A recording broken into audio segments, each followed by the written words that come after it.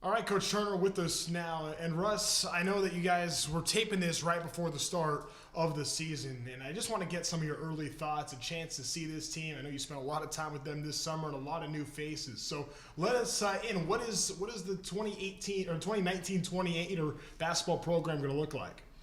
Well, I hope it's going to look a lot like last year's team looked because we're coming off of a historic season. But we're going to have a new look for sure because of 7 true freshmen. And those guys have been fun to work with, but we've got a long way to go just because they're inexperienced. My veterans have been outstanding. I've got a real group of core veterans that can lead this team. And I've said many times, 4 of the seniors we have, guys who've been with us for going in their 4th years now, have started a lot of games for us, have won a lot of games for us, and are now in position where they can step forward this season. Of course, I'm referring to Yasu Worku, Evan Leonard, John Edgar, and Tommy Rutherford. So I'm really pleased with those guys. And I need to also mention Brad Green, who's a 4th-year player who redshirted last year. I know the fans are going to be excited for him.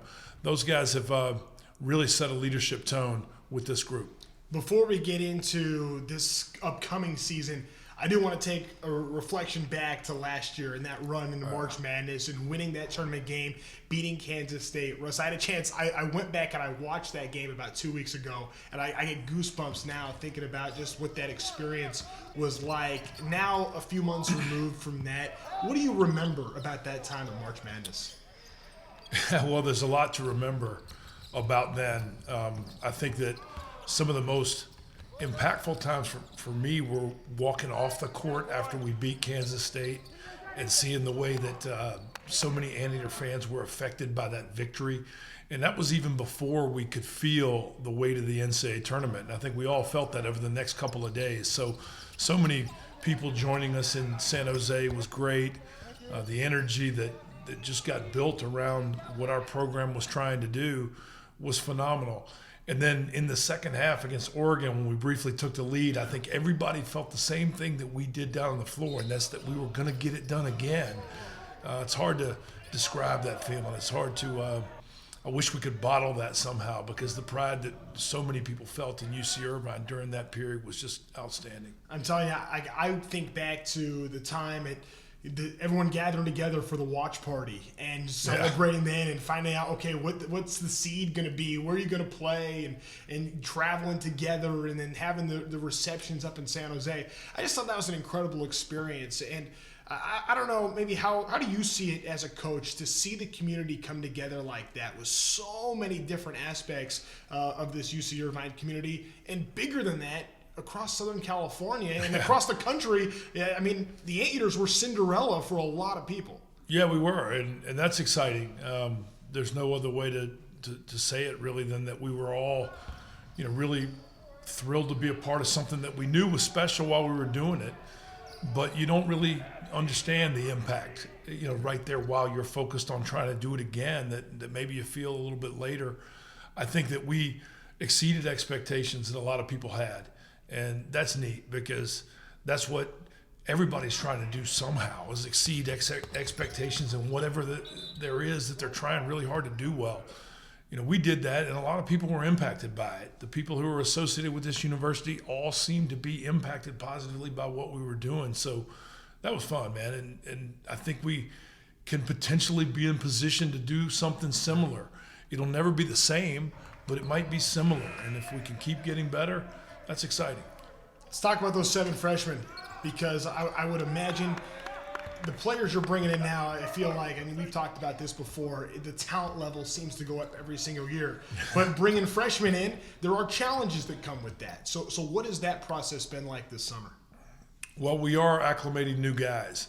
And it's nice to hear, people say that maybe we're getting better players, but I don't know. I hope we're getting kind of the same type of players. Maybe we can make them better.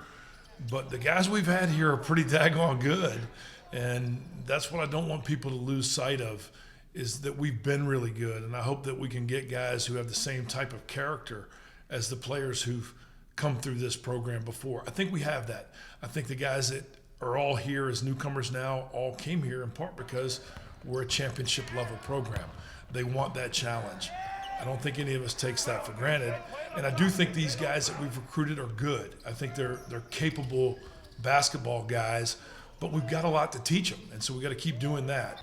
I'm excited for that journey. I hope our fans can be a little bit patient. They're going to see glimpses from each guy right away of what's possible. What I hope we can do is just keep getting better every day.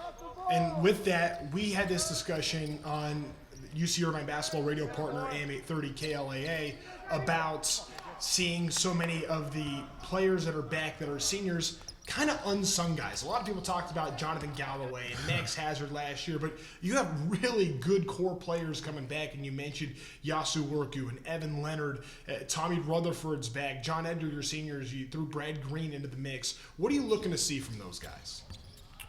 Well, I really believe all 5 of our vets, and I mean our 4-year vets now, all are accomplished guys, and yet they all have a lot to prove this year. You know, to hear even you refer to them as unsung guys is well, they weren't unsung to me. Interesting to me. Yeah. I mean, I say it's interesting because Tommy Rutherford's been a first-team All-Conference player. You know, Evan Leonard's been All-Conference a couple times, and Yasu Worku's been an All-Conference guy at least once. These guys can play, and I think they are all motivated, highly motivated, to assert themselves a little bit this year. I don't think that's unhealthy. I want them to have those individual goals that we then work together to form into a great team cohesiveness. If we can do all that, we can do the type of things we did last year.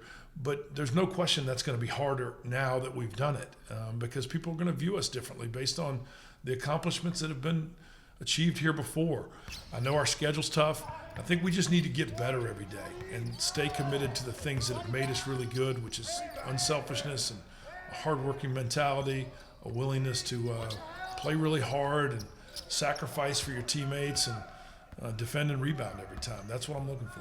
If you're a UC Irvine fan that was one of the thousands at Honda Center when UC Irvine men's basketball won the Big West tournament by the largest margin of victory in the tournament's history to win that championship game, and people stormed the court. If you were one of those people, you're going to remember that night. One name in particular had a great game and really had a great Big West tournament was Colin Velp, and continued to improve as the season goes on. I know he's been talked about as potentially being an all-conference type of a player. What can we expect to see from him?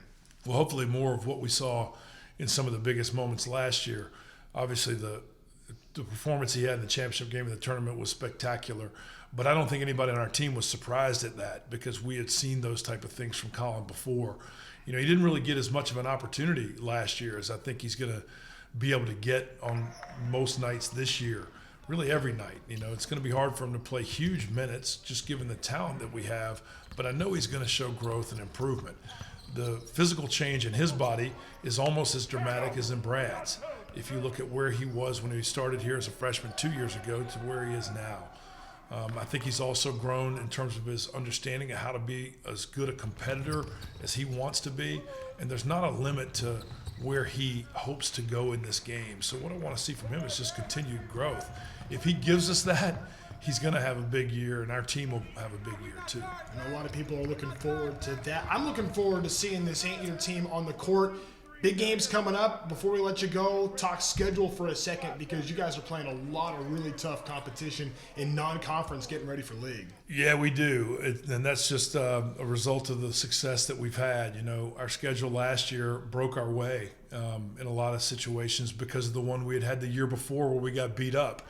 This one is more of a combination. I think we've got a lot of tough games, a lot of games that will pit us against other really good mid-major teams. And then we've got some games against power conference teams that are going to be hard to win but fun to play. So in that way, it's going to be similar. We're going to have more home games this year in our non-conference. And what I hope is we can get some people out here in the Bren before New Year's that'll support us. We got a couple great features. We're retiring Scott Brooks's jersey on one of those nights, and there's some really good opponents there. So I'm hopeful about the momentum we can hopefully generate with our early season performance, but I'm also cautious because I know it can go the other way and we can get beat up a little bit, but we'll be ready when conference play starts. At the end of the day, that's what it's about. It's about winning the Big West championship, both in the regular season, and we're all hoping in the Big West tournament as well to get back to March Madness. Russ, thanks so much. All right. Thanks, Trent.